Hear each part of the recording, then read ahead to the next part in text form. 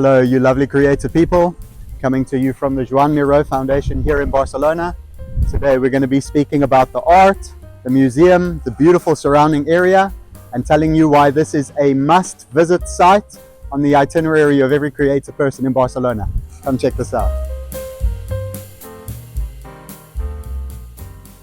So there's multiple ways to get up to the foundation, but definitely the best is to take the funicular, which is really easily accessible from the metro parallel. Putting the fun in funicular, this is a small train that takes you up the mountain of Montjuic. At the exit you hit a left and it's a breezy 5-minute stroll to get to the museum. So as well as seeing the permanent collection, you also get to see the temporary exhibition space.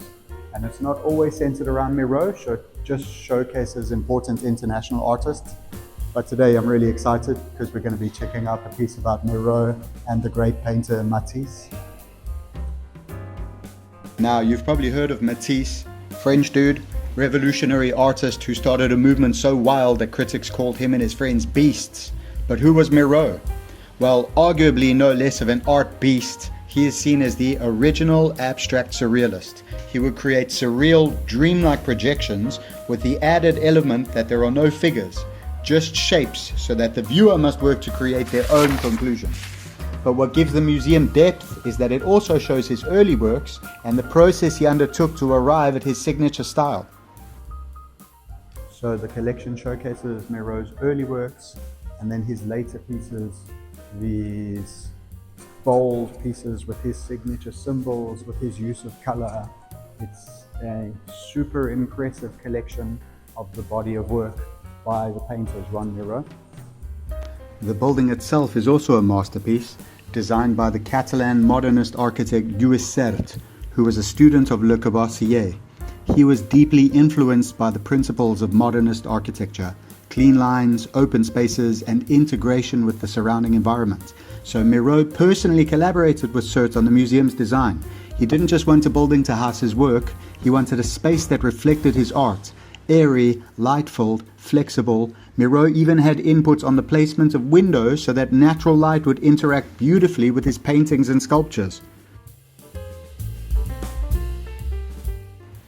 This tapestry is one of my favorite pieces of the collection. It's huge and striking in real life, an explosion of texture and color. And it's the perfect piece for that empty wall that you have in your 4-story mansion.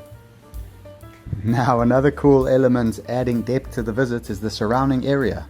Miró's work, just like Catalan culture, is intrinsically connected with nature.